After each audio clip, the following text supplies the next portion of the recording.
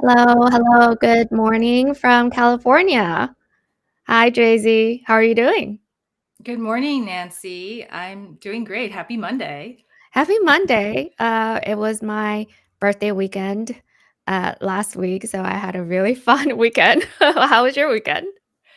My birthday was 2 weeks ago, so Oh my go gosh. birthdays. Oh my gosh, you're a March baby. Are you Pisces?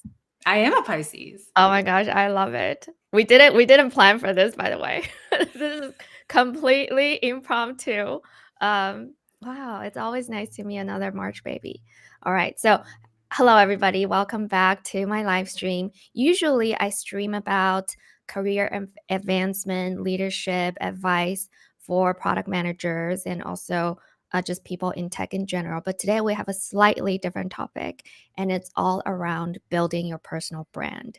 And today I'm joined by podcast guru Jay-Z, who knows everything, all the success stories, best practices when it comes to using a podcast to create and to build and to enhance your personal brand. Jay-Z, please tell us a little bit about yourself and your work.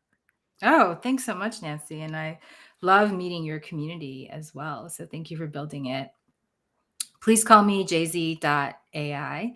I am a AI product manager and now AI marketer. So it's been this great combination of serving early stage startups who need both product and growth. Got it. And what do you mean by AI product manager?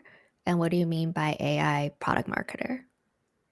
Sure. So for AI product manager, I've built models and launched AI products.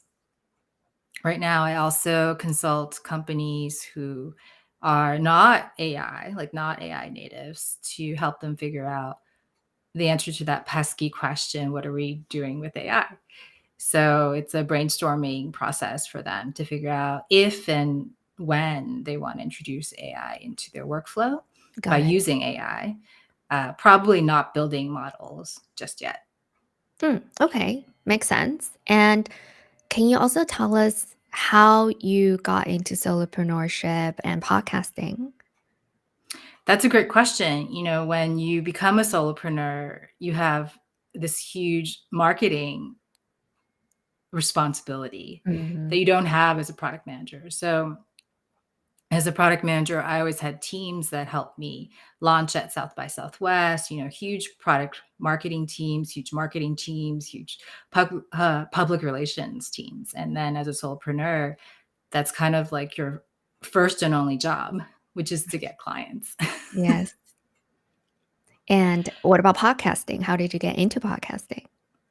So I kind of got into podcasting before becoming a solopreneur. I got into podcasting when I was learning how to no code, because as an AI product manager, it's a great moment to build your own models, no code your own back end databases, no code your front end, design your own UX. You can Okay. actually do it all now by Okay. yourself.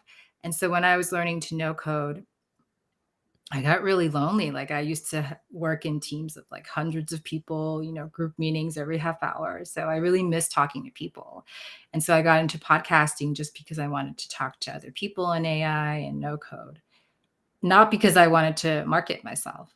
Mhm.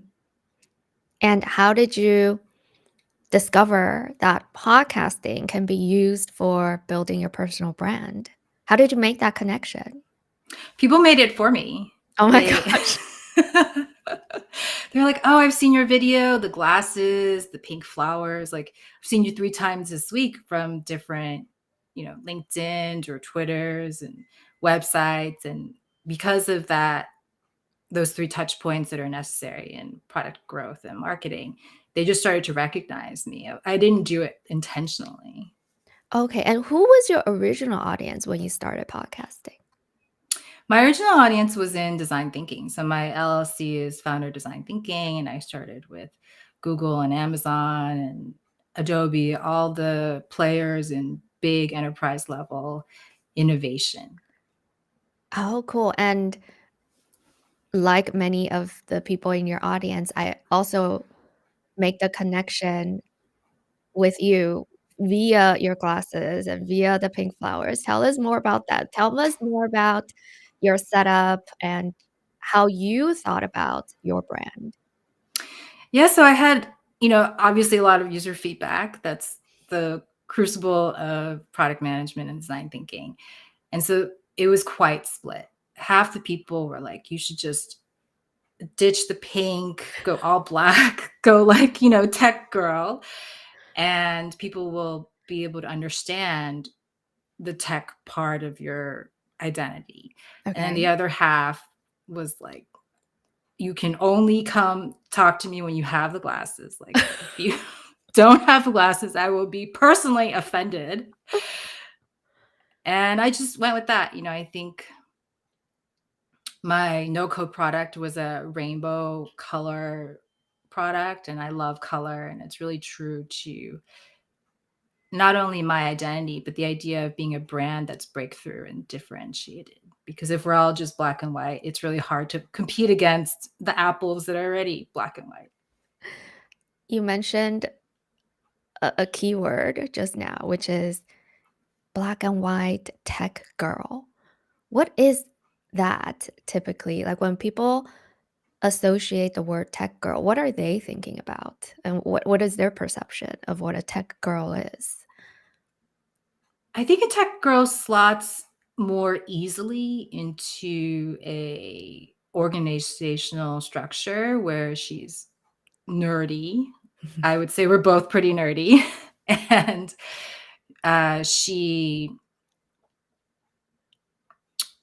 is highly skilled, but she probably doesn't make a lot of waves. She's not uh, colorful, or she's Mhm. not like a independent personality. And I don't think Yeah. those are in conflict. Yeah. It's just easier perhaps for a general population who's not tech actually to recognize a tech girl versus like, what is this girl doing with these rhinestone glasses? So Mhm. it's a position for non-tech people to Got it. understand an Asian woman Got as it. being credible because she's smart in technology. But Mm. actually, what do you think? About the term tech girl? Yeah, an Asian tech girl, Asian since tech girl is the good girl. The the good girl that is trying to make their family proud, their parents proud.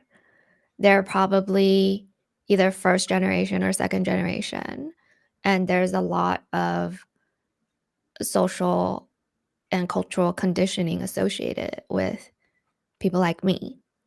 Um, it feels like we're supposed to do all the quote unquote good things, the things that good girls are supposed to do, so that we're not just living the American dream, but we're also sending money home. We're also just making our parents really proud of themselves via what we have ended up achieving that they couldn't have.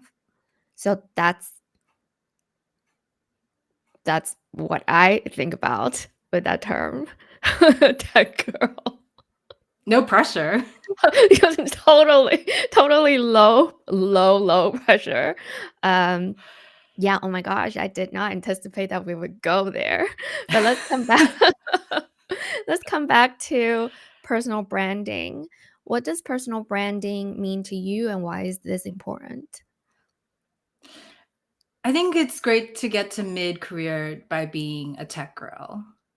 But as you look at a glass ceiling, as you look at paving your own way, I think it's really easy to just be yourself, Yeah. because being that girl comes with a lot of pressures, and each of us have our own unique identity. Some of us are Mhm. more funny than the tech girl, some of us are more colorful or just outgoing than the tech girl, and some of Mhm. us are introverts. Right. And even the introvert can excel at podcasting and branding yourself. I think any person can excel at branding just by being themselves. Yeah. And why is being themselves why is branding important? Well, as you rise in your career, you want to Mm. be recruited. You want people to come find you for a advisory role or a senior Mhm. executive role or board position. Especially for women, I think it's really important to be recruited as a speaker, keynote, or even like a monthly speaker. Yeah, So those opportunities don't come to all the good girls, right? Because they all look alike and they sound alike and they say exactly what we're that's expecting them true. to And say. that's true. And I also love what you said about branding and introverts. Are you introverted? Well, I used to have very different glasses when I was an immigrant, 7 years old. I had these horribly, well, I guess now they would be the anti-cool. They were like huge and Okay. square and The big glasses. the Yeah. big glasses. Uh-huh. But at that time they definitely were not cool. So I would say that I definitely learned to be an extrovert, and it's not something that is off limits. That is super so are you saying you were born introverted and you had to learn how to be more extroverted? Mhm. And how did you do that?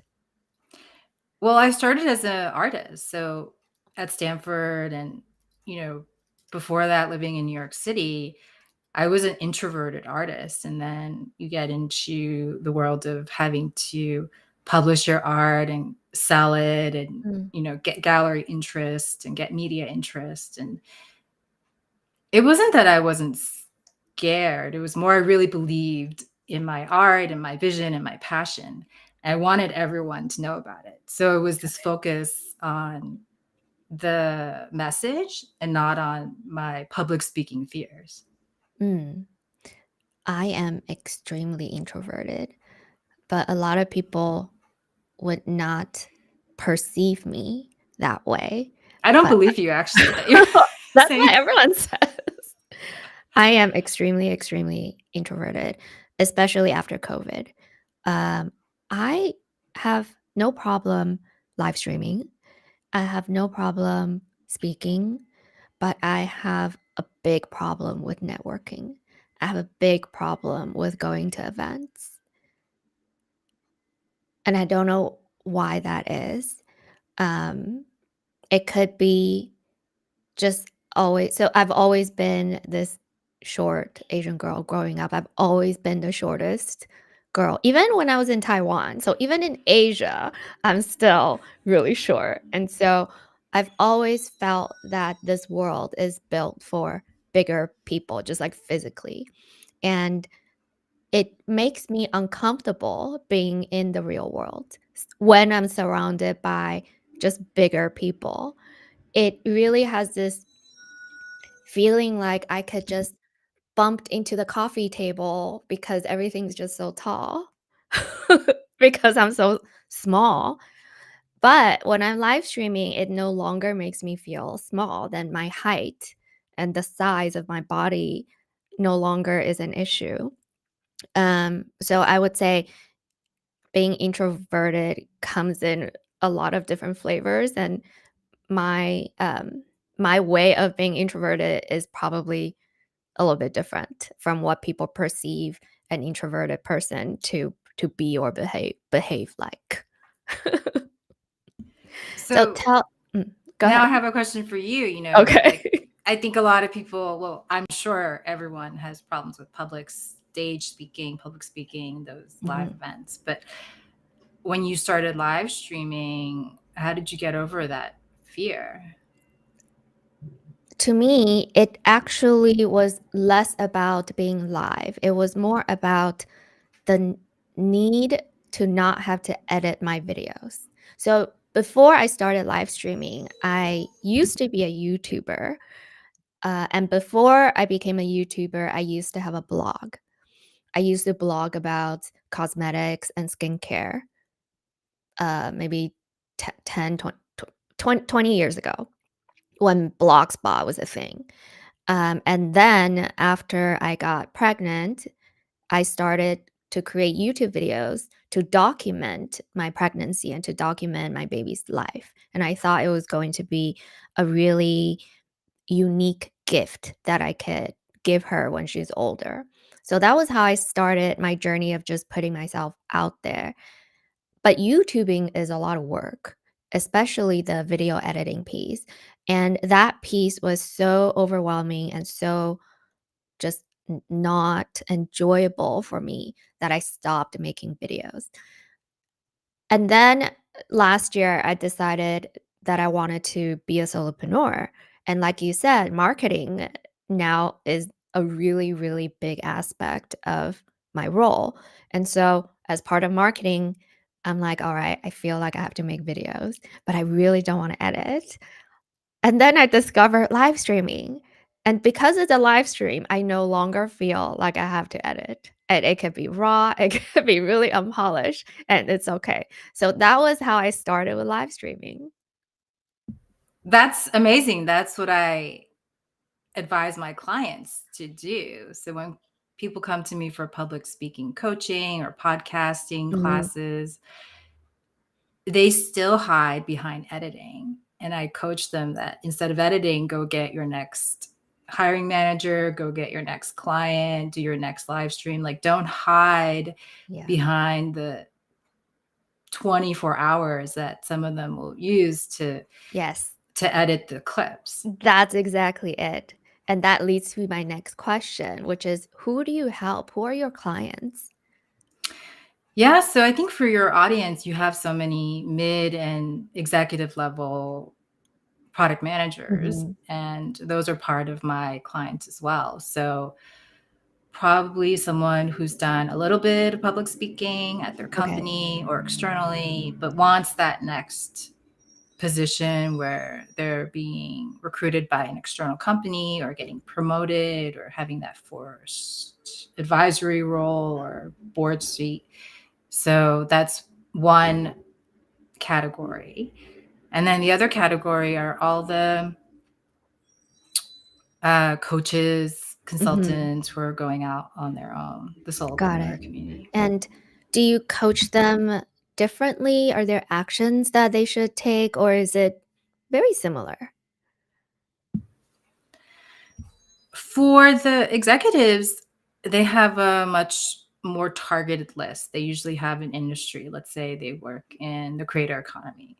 So they have all the people at TikTok and YouTube that they want to meet and get onto their podcast. It's very linear.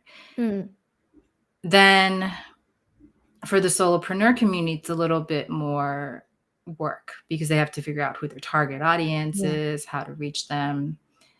But in the end, they all end up with a podcast where they feel like they're talking to the people who would hire them as a product leader or as a consultant. And they're having these really fun and authentic conversations. Got it. And do you help them get on other people's podcasts, or do you help them start their own podcast?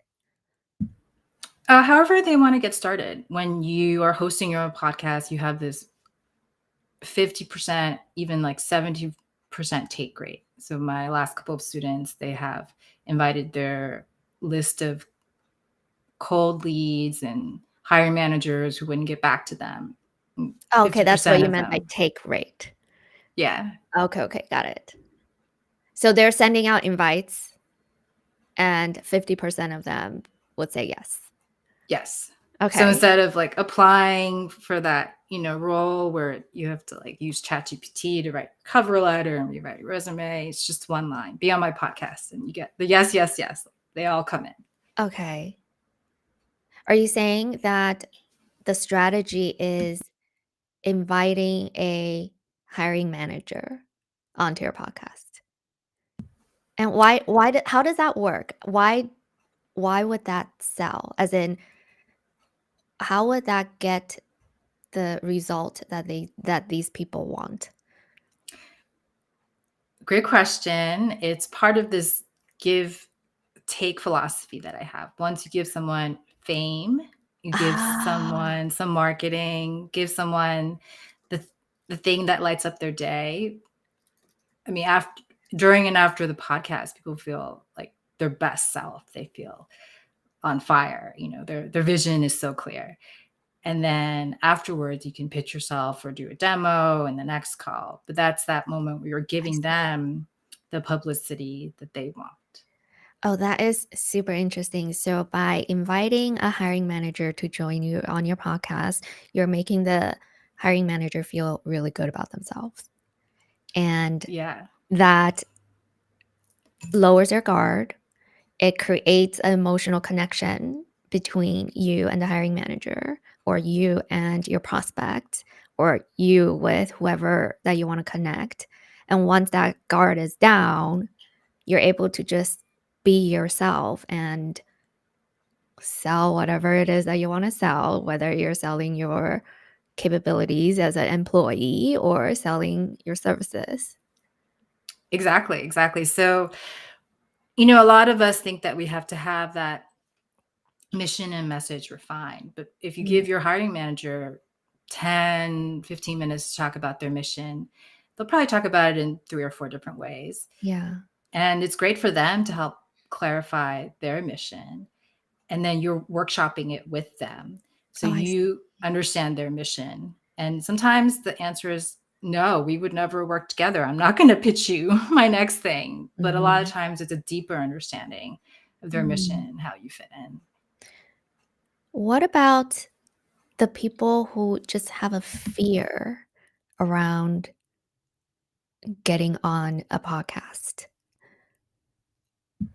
How do you work through that?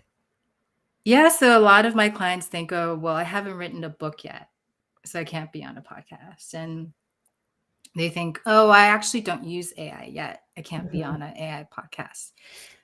And the founders and entrepreneurs that have just taken my method without even paying me, they actually know nothing about a book that they would write. And they ask on a podcast, what should I Mm, write about? It's like your mhm, user research. Like you have 10 guests where like you should write about A or B. And then you write the mhm. book later after these users have already signed up to read your book. And then other entrepreneurs, will they have nothing to do with AI and they interview AI experts like myself or other people, and suddenly they know exactly what tools to use and where to start. So it's such an easy and free way to get started. Oh my gosh, that's amazing. And tell us more about why podcasting is such a great strategy.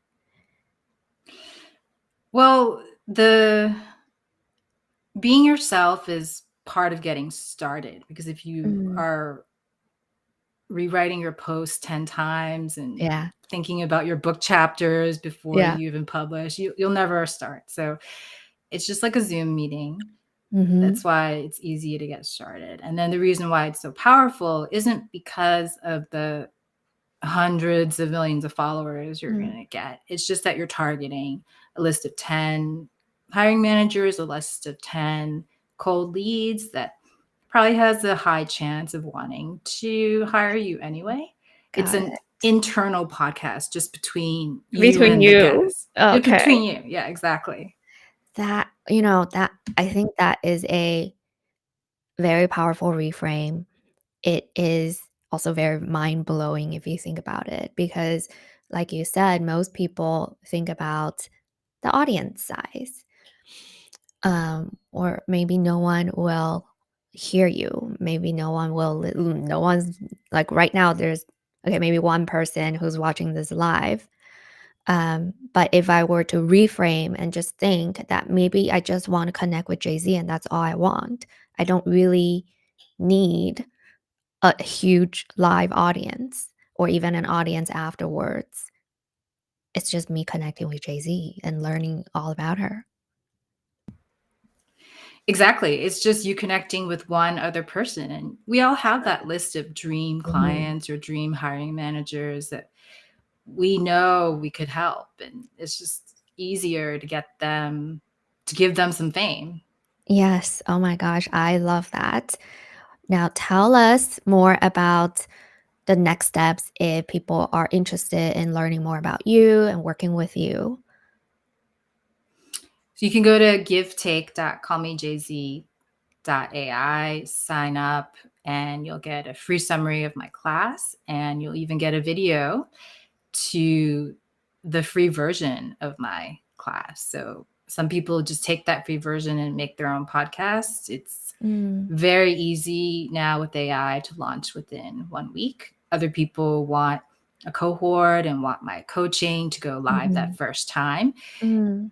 And so either way, whether you do it yourself or do it with me or do it with another coach, it only takes 1 week to get started.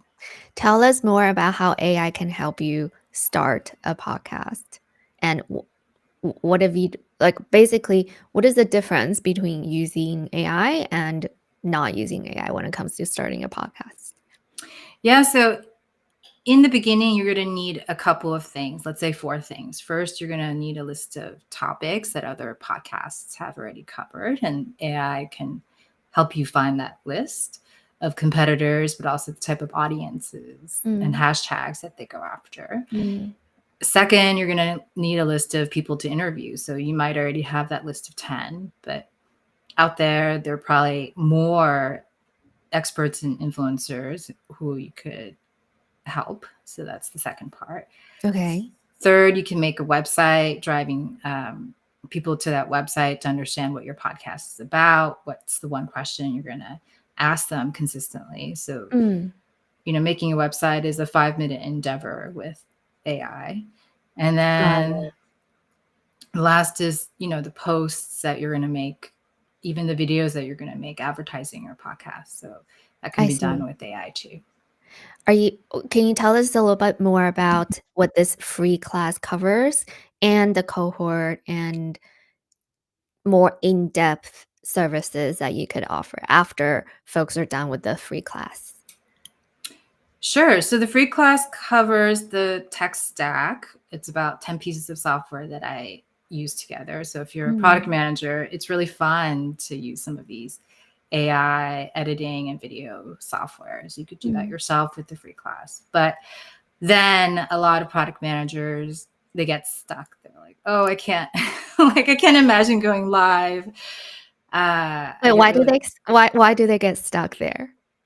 well, they are used to the Zoom call, but they're not used to coaching their guests on, where to connect their streams. Like you just coach me on Restream, right? Every Okay. platform is different. I use Yeah, StreamYard, but Restream is yeah. great. So they're not used to coaching their own nerves. They're not used to coaching their guests' nerves. I see. I see, I see. And does that mean that after this free class, folks can work with you and then you can help them and coach them through some of the fears and resistance that might come up?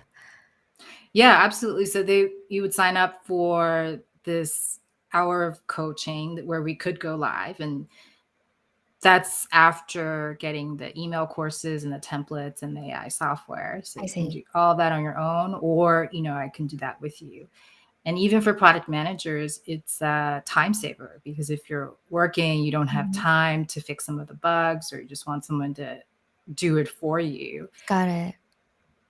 And with these AI tools, do they need to create a budget to sign up for these AI tools, or are they free?